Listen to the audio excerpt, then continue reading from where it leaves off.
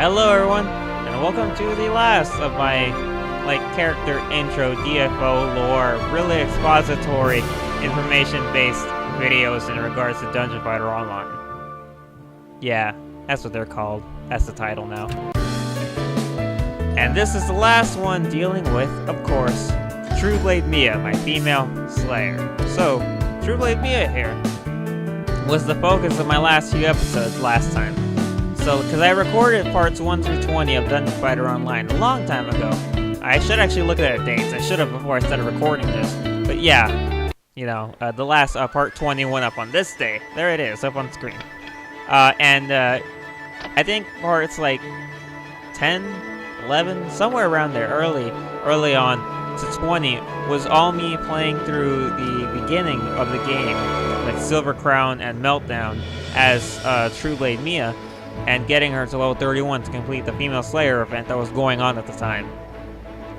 Because when I started playing her was when the Female Slayer was originally introduced into the English version of Dungeon Fighter Online. She'd already been in the Korean one for quite a while, as was the Knight at the time, who I don't think had been introduced yet. Regardless, so I've had her since inception, and if I had actually played the game relatively more regularly since I got her, then she'd probably already be maxed out because it's been a long time. Regardless, I of course fell off the train, which everyone does. It doesn't matter how much you like a game. Chances are eventually you're just going to stop playing it. It's not about the game boring you, it just happens. And then you'll come back to it and be like, why the fuck did I ever stop playing it? That shit happens all the time. So here I'm doing that thing I said before, where I opened a disassembler. Since my character is a disassembler and I'm disassembling my own things, so my disassembler can rank up. Yeah. I love the music in this area. By the way, I am in Bonhoeffer, the area after Ghent. So, when Ghent ends, you haven't completely defeated the cartels, but you did wipe out most of their forward forces, so they're no longer posing a threat in Antwerp Canyon, and they're no longer directly attacking Ghent. Now all they can really hope to do is hold onto their own territory and across the Oceanic Express in some other lands. The Oceanic Express being a train that can take you from Bonhoeffer to some other assorted locations in this universe. Of course, not all is well in Bonhoeffer, as the trains have been hijacked by pirates. What kind of pirates? Animal pirates. Like crocodiles, sharks, alligators, turtles. Assholes, basically. And our job here in the Bonhoeffer portion is to finish some leftover business from Ghent, which includes finding the cartel headquarters, finding wherever it is that they're holding the Imperial Princess, rescuing her and defeating the cartels for good, as well as fending off the pirates so that the Oceanic Express can run freely again and take people from point A to point B, like it was always destined to as a train that it is. Good times, right? Anyway, so here we get to know Bergert, I think is his name, or Begert, I don't know. But he's the conductor, basically, of the Oceanic Express. And when we come to him, we're like, we need your help to go here. And he's like, can't, pirates. But if you wipe them out, maybe I'll help. And you're like, okay, so you go, you kill them all, you come back. He's like, whoa, dude, did not mean it literally, but cool. And so then from that point on, you two are like friends, basically. So he's a pretty nice guy. He doesn't want to help you out. It's just the pirates kind of have his hands tied. So why not untie his hands by murdering a bunch of pirates? Why not? So anyway, if you don't remember TruebladeMia, because it has been forever since I last played Dungeon Fighter and recorded it, she's awesome. So I think I upgraded her. I advanced her to a Demon Slayer, I want to say, and she is now a Demonbane. There we go. Couldn't remember the name. Sorry.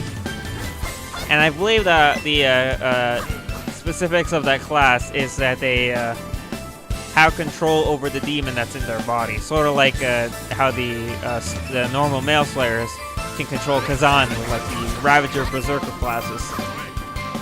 Anyway, or at least not really control, but so much like accept his power and then use it to the fullest. Regardless, she's awesome. So here's an interesting thing. In the old game, before I came back to it, when you walked into a dungeon, you had your basic sword out, and you had an ability that would change your sword into like a demon blade.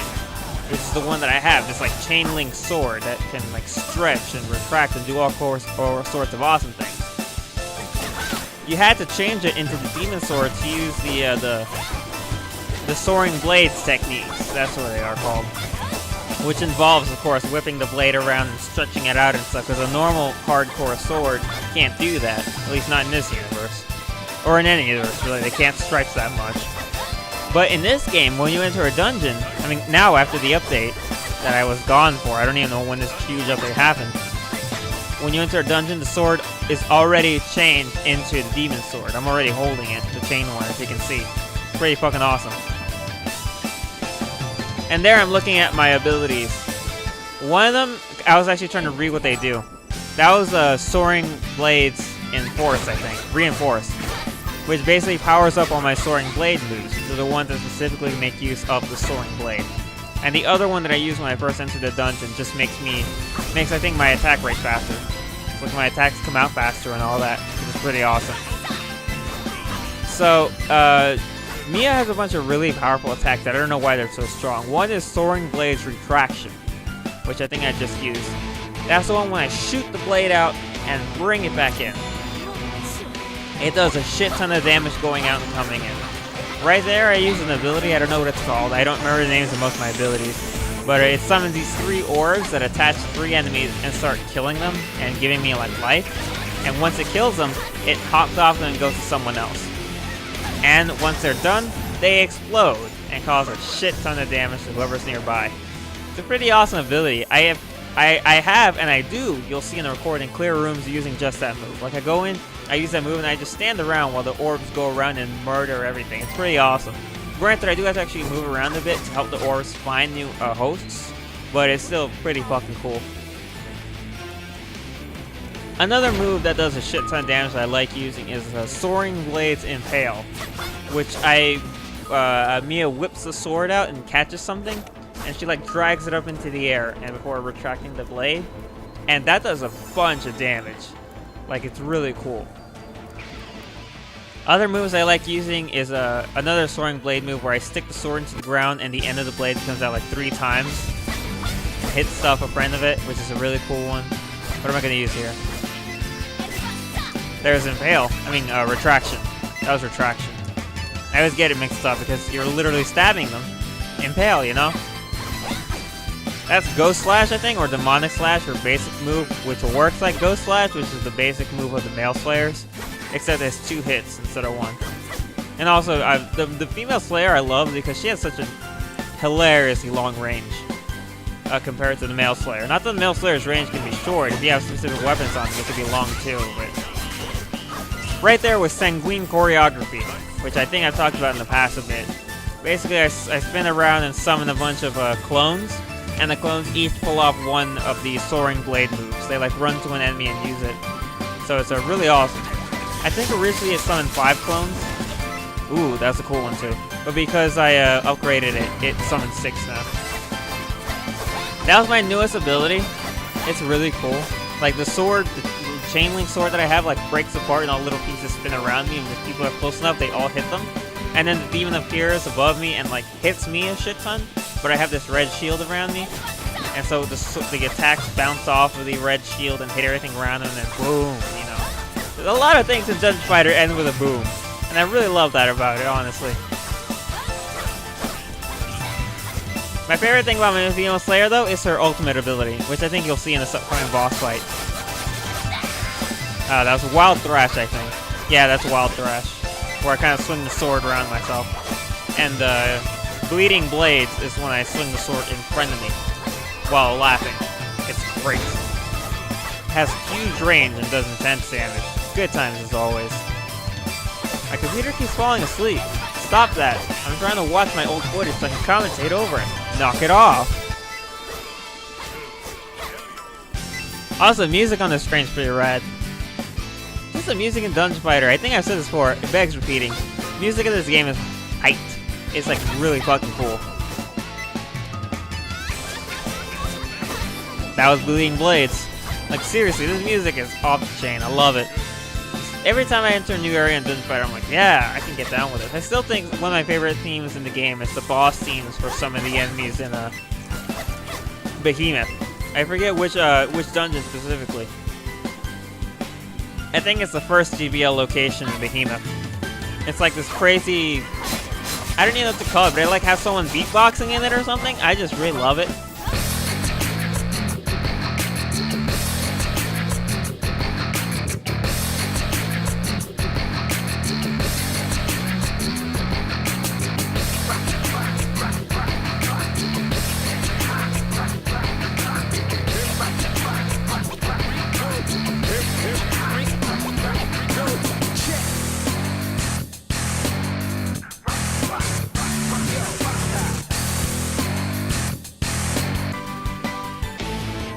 Okay, here we go. Okay, I'm gonna use it. Unfortunately, you don't get to see the whole thing because, as it usually does, it kills the boss very quickly. I was trying to get him in one position because this is another move that they walk out of, but I didn't notice that I think he's stuck over there. Here we go.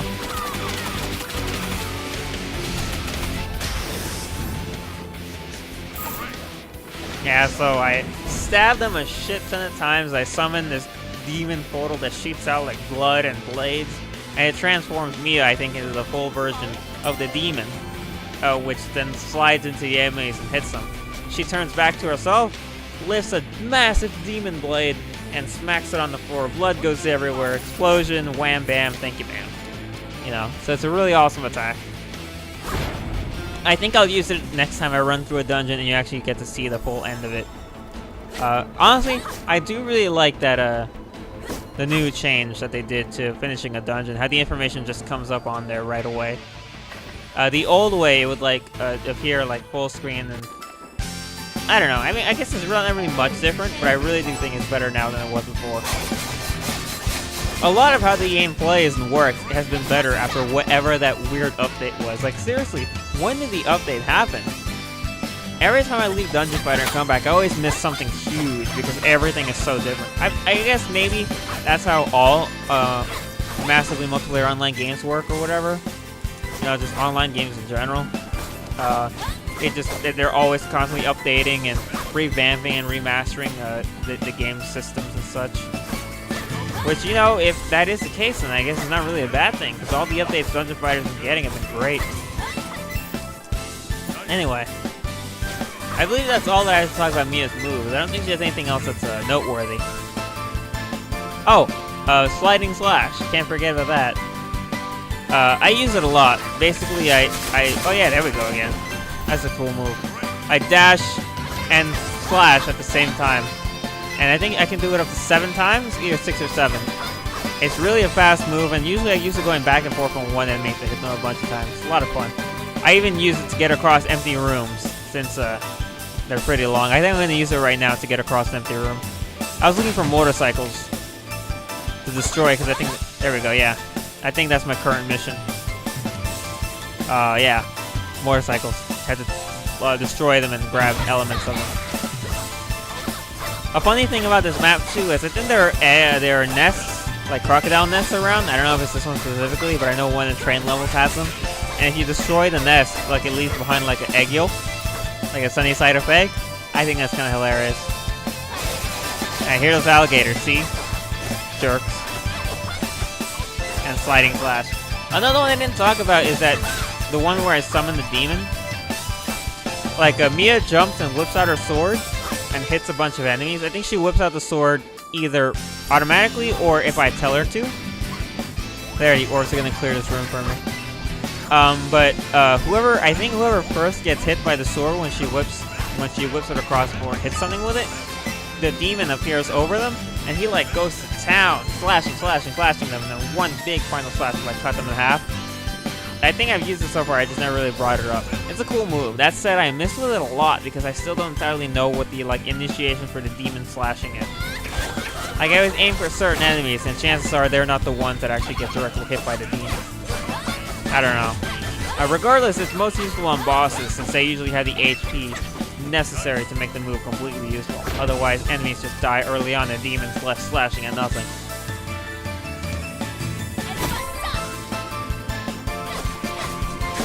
So yeah, man, that was fast. There's not really a lot going on in Bonhoeffer I can think about. It's an annoying area because later on, they make it so that you have to, like, talk to the enemies, like the pirate captains that you're fighting. They're these two really crazy. It's an alligator and a turtle, I think. Like one has a cannon hand. I think his name actually is Cannon Hand, and the other's like a flaming turtle pirate. Are we gonna use it here? No, okay, no. But in order to talk, oh yeah, I did. Nice.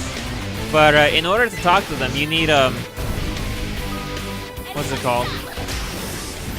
You need a disguise. So you have to disguise yourself as another of the bosses of the game. Unfortunately, they keep using that disguise for like 8 maps. So you keep running into dungeons with your dungeon fighter, and then like, okay, you can't be here, and they change your dungeon fighter into the monster. It's really frustrating because the monster has his own attack, his own abilities. He obviously cannot use yours, and it was cool at first, and even the second time I'm like, hey, this is kind of fun, but they make you do it like 8 times or something. It's just like, I just want to play as my dungeon fighter again. Can we be done with this mission? No, I don't get to that here. I think the last thing I do in this video, which you probably won't see, is that I get the information. Like I scan the boss monster so I have his measurements so that I can make the I can get one of the other NPCs to make his like costume for me so I can blend in. But yeah, I really didn't like it. It lasted too long, in my opinion. So is that everything? Yeah, that's everything.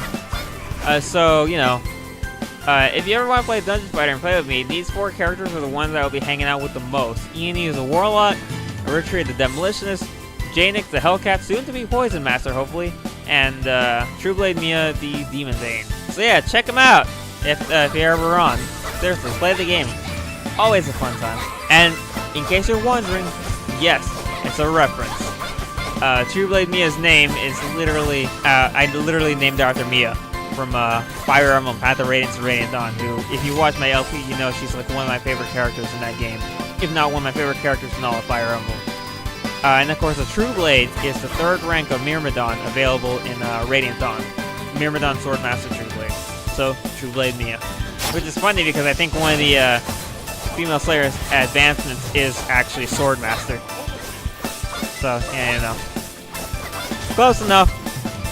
Anyway, that's it. I'll probably do more Dungeon Fighter videos in the future because they're fun to do in this format. You know, recording them and then commentating over them later. I think it's more fun than just commentating over them as I'm recording them. I don't know. I guess in this one specific case, I'll make that exception. So I'll definitely consider doing the Poison Master video, even if it's like 5 minutes or whatever. And after that, who knows what? Because I do have my new LP that I need to start recording, so yeah. Speaking of my new LP, here's a hint.